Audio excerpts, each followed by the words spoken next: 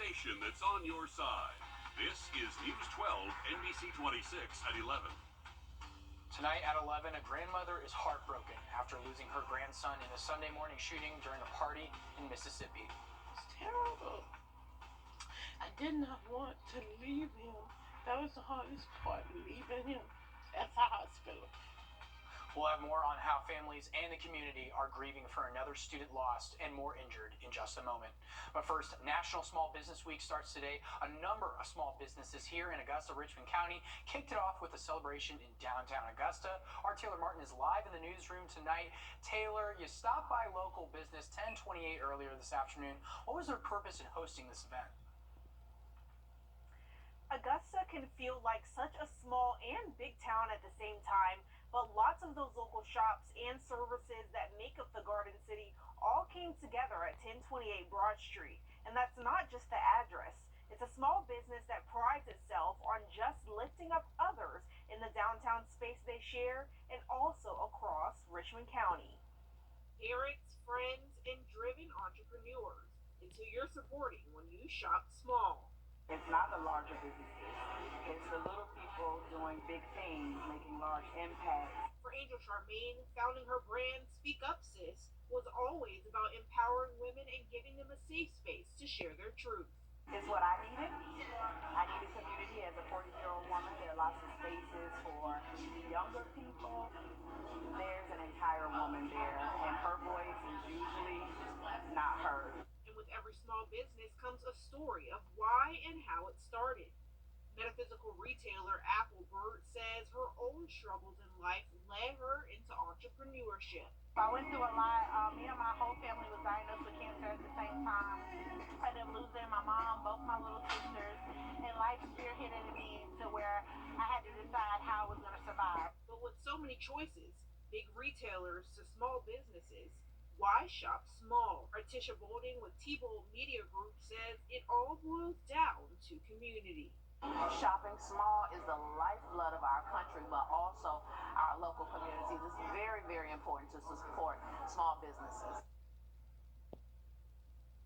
Says there will be a number of events throughout this week, and Augusta City leaders will also recognize National Small Business Week this Tuesday at the City Commission meeting. Alrighty, great local coverage from downtown Augusta there. Taylor Martin, thank you for that coverage. We're going to now toss things over to First Alert meteorologist Mikkel Hannah Harding. Mikkel, to quote Justin Timberlake from NSYNC, it's going to be May tomorrow. How is it looking for the rest of this week's outlook? We're going to start off on a below average note, also breezier, but a lot drier cats coming up in just a bit.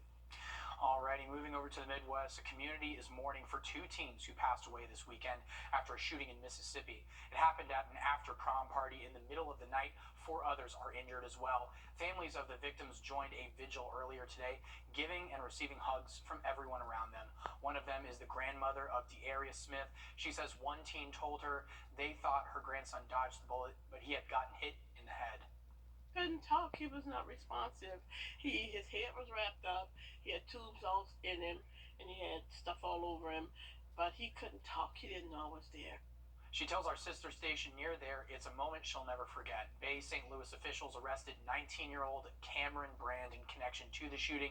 He's charged with 4 counts of aggravated assault and 2 counts for homicide. And a manhunt continues in Texas for a man suspected of killing 5 of his neighbors over the weekend. San Jacinto officials and the FBI believe 38-year-old Francisco Gropeza is responsible for shooting his neighbors Friday night after they asked him to stop firing rounds moments before. Authorities say they don't have any leads from the search so far. They found clothes, a phone, and an AR rifle possibly used in the shooting. They've offered up an $80,000 reward for any information that can help find him. We're asking everyone for your help so we can bring this suspect, or this monster, I will call him, to justice. We do not know where he is. We don't have any tips right now to where he may be. Authorities continue to say their primary focus is on capturing this suspect. A Georgia Power bucket truck rolled over on the highway Saturday night, but thankfully no one was hurt. Marietta officers say emergency crews responded to the crash on I-75 South and found this. Multiple lanes were blocked off as they cleared the roadway. They say it started as a single rollover accident that turned into a crash involving other vehicles around it. After the break, we're taking a look at how federal regulators and lawmakers want to establish trust in the U.S. banking system before the week begins. Back at home today was the last day of Spring Greek Festival in downtown Augusta. We checked in one last time this morning before the rain came down to see what brings people out to the festival. Hallie Turner mostly heard people say they're looking forward to the Euros, but there was one little guy excited for a different kind of dish. All right, tell me what you're going to eat today. Chicken fingers. Chicken fingers. What about a Greek gyro? No. Okay, what about some special sweets? Yeah. Okay, what are you going to eat? Chicken. Oh, making me hungry for some chicken fingers there now. But although the festival is over, we heard yesterday this is expected to return in the fall. Well, the rain has moved out, and now we're talking about the wind that's going to be sticking around the next few days. We'll talk about that in the forecast ahead coming up.